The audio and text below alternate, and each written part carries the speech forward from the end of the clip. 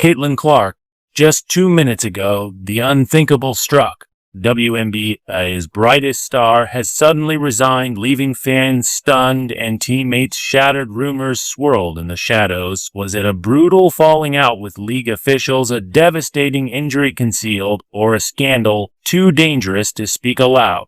Sophie Cunningham's voice cracked. Lexie Hull's tears burned, their grief spilling into the cameras. The arena feels colder, the silence heavier. What truth could force Clark to walk away? The answers will shake everything. The Caitlin Clark mystery. Caitlin Clark, the rookie phenom who transformed the WNBA overnight, has become the center of the league's most baffling storm.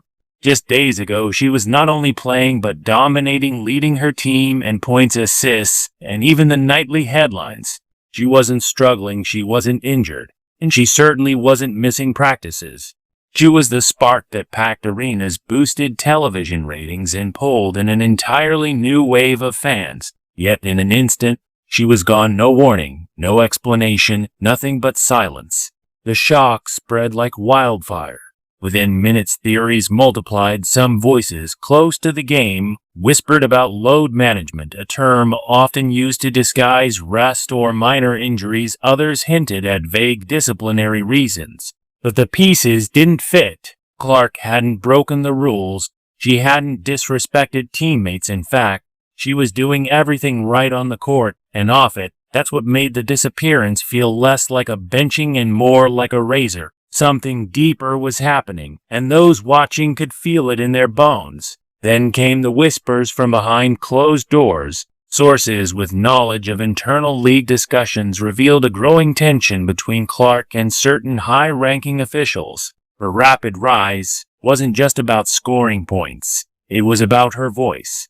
Post-game interviews turned into headline moments. Social media clips of her blunt honesty ricocheted across platforms. She wasn't following the unspoken rule of blending in. She was standing out. And not everyone at the top seemed comfortable with that. One rumor in particular lit the fuse. In a private meeting, Clark allegedly challenged league marketing strategies, calling them tone-deaf and disconnected from the fans she felt she represented. She didn't sugarcoat her words. She didn't bow to authority. She spoke plainly. And according to those present, the exchange landed badly. Within 48 hours, her minutes on the court began to shrink. By 72 hours, she was benched completely. What followed was worse. No press conferences, no interviews, no direct statements. It was as if someone had flipped a switch, turning one of the league's brightest lights into a ghost V. Fans, however, refused to let her fade. Hashtags like #whereas Caitlin began trending within hours. Comment sections are filled with outrage. Calls for transparency echoed across X, Instagram, and TikTok. Thousands of loyal supporters demanded to know the truth, and NBA stars joined the chorus, labeling the league's handling of Clark as shady, calculated, even disrespectful to the integrity of the game. Each unanswered question fueled more suspicion, and the WNBA's silence only magnified the uproar. What began as confusion has now transformed into defiance. This isn't just about silence anymore, it's about silencing, and with every passing hour the mystery around Caitlin Clark grows heavier, pressing down on a league already struggling to control the narrative. For the first time, the WNBA isn't just fighting a controversy, it's fighting the fans, who refuse to look away. And as Sophie Cunningham ignites the fire, one haunting question remains: can the WNBA survive when its silence fuels rebellion? Stay tuned. Sophie Cunningham ignite the fire. When Caitlin Clark vanished from the spotlight, the silence was suffocating, but into that silence stepped Sophie Cunningham, and everything shifted. Reporters were still scrambling for scraps of information. Fans were flooding league inboxes with outrage, and the WNBA leadership remained mute. Then Sophie spoke. She didn't tiptoe. She didn't choose safe words. She went scorched earth. It happened in a post-game interview that should have been routine. Instead of polite cliches and rehearsed soundbites, Sophie delivered a line that detonated across the sports world. You don't sideline your biggest star unless you're scared of her power. The moment the words left her mouth, the air in the room froze. Reporters leaned forward stunned, and before the league's PR team could draft a single response, that clip exploded across social media within hours. It was everywhere: TikTok, Instagram, Reels, highlight channels, podcasts. Fans replayed it like an anthem. But Sophie wasn't finished. What could have been a single outburst became a relentless campaign on her podcast. She doubled down, accusing the league of something more sinister: retaliation. She claimed Clark's benching had nothing to do with basketball and everything to do with politics. The league, Sophie charged, was more interested in control than progress, more obsessed with protecting its authority than celebrating the very talent that kept the league alive. She went further than most players dared, saying aloud what many whispered in private: that Clark's punishment was a warning designed to remind athletes what happens when they speak too boldly or shine too brightly. Her words sliced through the silence like a blade. In team meetings, Sophie repeated them on live broadcasts. She refused to soften her stance. She wasn't afraid of consequences, because to her the real danger wasn't losing minutes or drawing fines. It was letting the league erase one of the most important players of this generation without a fight. And the fans responded. Her courage became contagious. Hashtags turned from anger into action. "Stand with Sophie" and "Free Clark" began trending side by side, carried by thousands of voices. What started as a lone statement had become a movement, a swelling current that the league could no longer ignore. Fans rallied not just for Clark, but for Sophie, to praising her as the only player willing to risk everything to call out what they believed was injustice. It was a spark the WNBA had not anticipated, and it spread faster than anyone could contain. The fire was no longer about one player's disappearance. It was about an entire league's credibility. Sophie Cunningham had thrown open a door that the WNBA desperately wanted to keep shut, and behind it stood truths that threatened to rewrite the future of the game. Now what began as Caitlyn's absence now engulfs the league's survival. But what explosive truth hides behind Lexie Hull's silence? Keep watching. Lexie Hull breaks the silence. Sophie Cunningham's fire had already rattled the walls of the league, but the very next day, the storm grew fiercer. Lexie Hull stepped into the fray, and she did it with a different kind of power. She didn't craft a long statement. She didn't sit down for a cozy podcast, and she didn't lean on carefully rehearsed lines. Instead, she walked straight into the press room after practice, fixed her eyes on the cameras, and dropped one sentence that cut deeper than any speech. "If Caitlin Clark can be treated like this, what do you think they'll do to the rest of us?" The room froze. No spin, no polish, just raw truth. Laid bare. Reporters stopped scribbling. Players listening from the back shifted uneasily, and within minutes the clip exploded beyond the confines of women's basketball. It wasn't just WNBA fans reacting anymore. It was every corner of the sports world, from ESPN anchors to YouTube comments. Haters all repeating the same stunned question: what exactly is happening behind closed doors at the WNBA? Lexie didn't stop there. Hours later, she posted a striking black and white photo of herself alongside Caitlin Clark. The caption was just one word: loyalty. That single word triggered a storm of speculation. Was she calling out betrayal in the locker room? Was it aimed at management? Was it a warning to teammates under pressure to stay quiet? Nobody knew for sure, but the timing was impossible to ignore, and the ambiguity only added to the tension. Behind-the-scenes reports began to leak. Insiders claimed Lexie had become one of the loudest voices in team meetings since the controversy began. According to one account, she directly confronted coaching staff, demanding to know why the only player consistently selling out arenas was suddenly glued to the bench. Teammates, the report said, backed her up. What had started as whispers of division inside the locker room quickly spilled into the headlines, painting a picture of a team no longer united under the weight of secrecy. And it wasn't just her own team, though unnoticed. Sources suggested Lexie was helping to rally a group of younger players, athletes who felt trapped under old politics, tired of being told to play smile and stay quiet even as their voices were being erased. Then came the tweets, cryptic, emotional, and impossible to ignore. One in particular sent shockwaves before being deleted. If you want to build a legacy, stop silencing the ones who create it." Fans screenshotted it instantly within hours. It was everywhere on Reddit threads, TikTok edits, and fan forums. Some believe the message was aimed squarely at WNBA executives. Others argued it was directed at media figures accused of downplaying the controversy. But one thing united everyone: Lexie wasn't just reacting to events, she was declaring war on silence itself. Together, Sophie Cunningham and Lexie Hull had become a frontline two players willing to risk everything by speaking truth others buried. And with their defiance, the league suddenly faced not just a controversy, but the makings of a full-blown uprising. So how far will Sophie Cunningham and Lexie Hull's differ? Violence pushed the WNBA toward collapse or rebirth. Stay glued, the revolution awaits. The fans turn the tide. Once Sophie Cunningham and Lexie Hull broke the silence, it was as if a match had been struck in a room full of gasoline. Fans didn't just react, they erupted. What began as outrage quickly transformed into a digital rebellion, one so loud and relentless that the WNBA could no longer pretend not to hear. Twitter, Instagram, Reddit, TikTok, every platform lit up at once.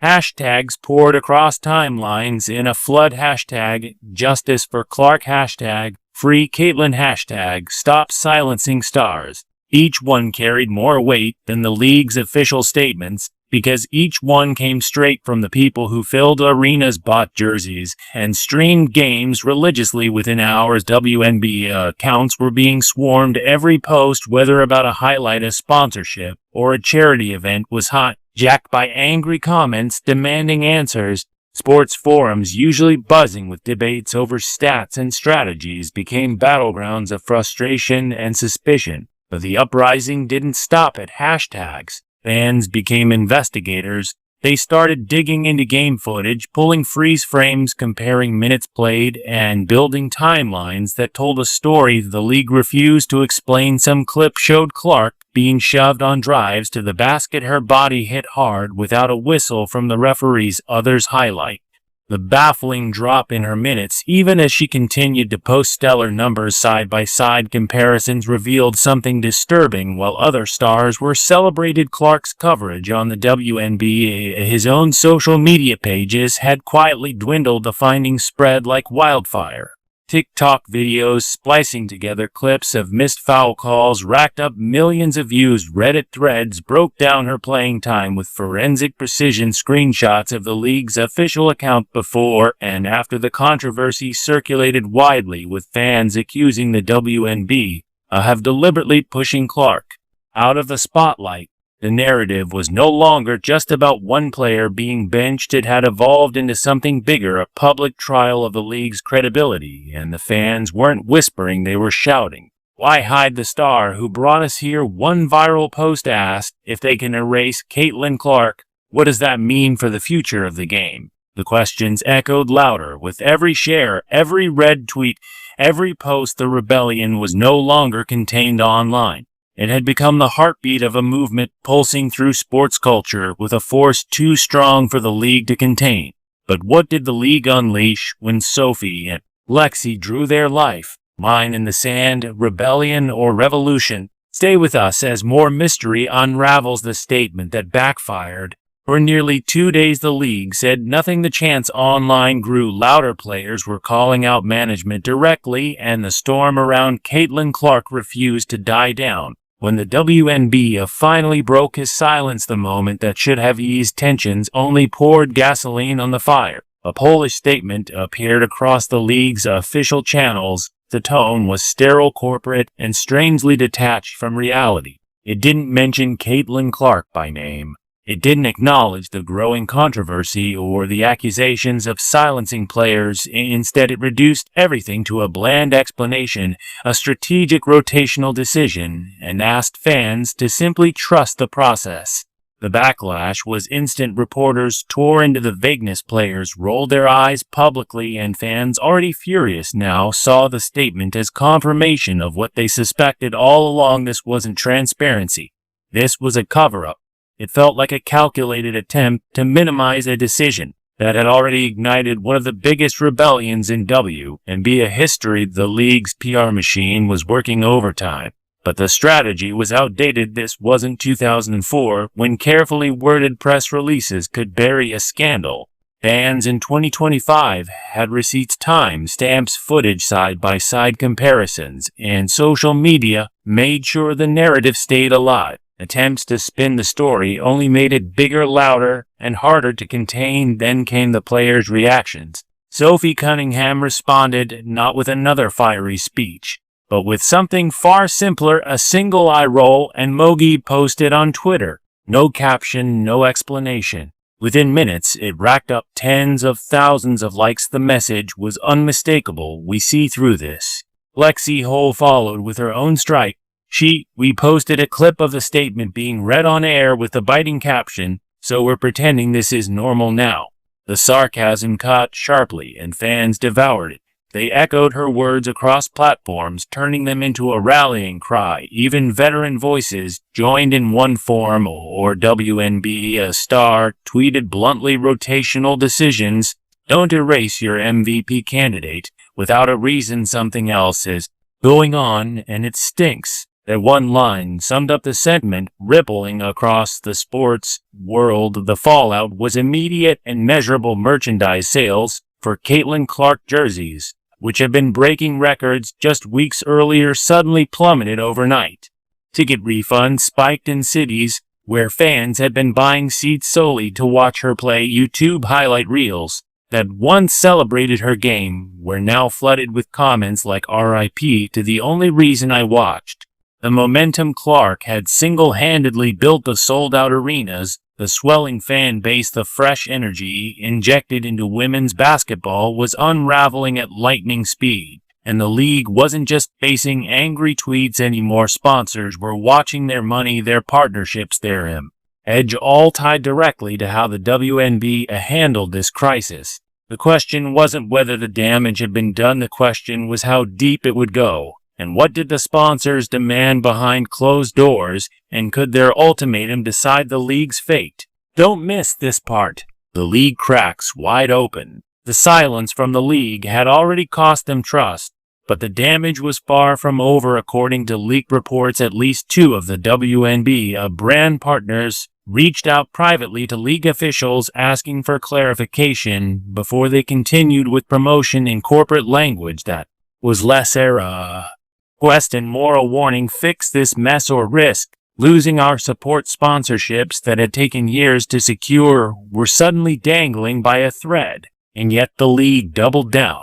No follow-up statement, no interviews, no apology, just more tightly managed messaging behind the scenes, while the outrage from players and fans kept exploding across every platform. The WNBA seemed determined to spin the story until it vanished. What they failed to understand was this: when you silence one voice, a dozen others rise up to take its place. And that's exactly what began happening next. Inside locker rooms across the league, alliances were forming. Conversations that once revolved around game plans and scouting reports had shifted into something heavier, more dangerous. Players who had laughed together before tip-off were now whispering in corners, avoiding eye contact and questioning loyalties. Some wondered which teammates would stand with them and which would side with the league to protect their careers. The situation had grown beyond controversy. It was radioactive. Sources close to multiple franchises described a growing divide: veterans versus newcomers, silence versus rebellion, loyalty to the badge versus loyalty to the truth. The cracks were spreading wider with every passing day. At the center of it all stood Sophie Cunningham and Lexie. How they had already spoken out, already risked their reputations to challenge the league. But when the anger online finally seemed to cool just slightly, they struck again. And this time they weren't reacting, they were leading. In a joint interview broadcast live across sports networks, Sophie and Lexie sat shoulder to shoulder. Their faces were stern, their words sharper than ever. No smiles, no polite diplomacy, just truth delivered without hesitation. Sophie went first, looking directly into the camera. She said the words that broke the internet: "If this is how you treat the player who built your league, no one's safe." The room fell into silence. Reporters, normally quick with follow-ups, were stunned. The weight of her statement hit like a punch to the gut, because it was no longer just about Caitlin Clark. It was about every player who had ever been told to keep quiet or risk everything. Then Lexie delivered her strike. "We've been told to stay quiet for too long. Not anymore." Simple, raw, final. The line in the sand had been drawn within minutes. Clips of the interview went viral. Commentators across networks called it the most honest moment in WNBA history. Fans erupted in support. NBA players repost the footage with "Fire him" OGs and clapping hands. Even rival WNBA star ours, some of whom had been silent until then, began liking and sharing the video, adding subtle captions like "finally" or "say it louder." The movement had reached a new level. Hashtags began trending worldwide. Hashtag players over politics. Hashtag let them speak. Hashtag save women's basketball. Fans weren't just venting anymore. They were organizing. Some started petitions urging sponsors to side with the players or risk losing their money. Independent media outlets published deep dive investigations into the WNBA's internal politics. Former players, long silent, stepped forward with their own stories of being bench fined or threatened for speaking out. Suddenly, it wasn't only Caitlin Clark under the spotlight. It was the entire league, every executive, every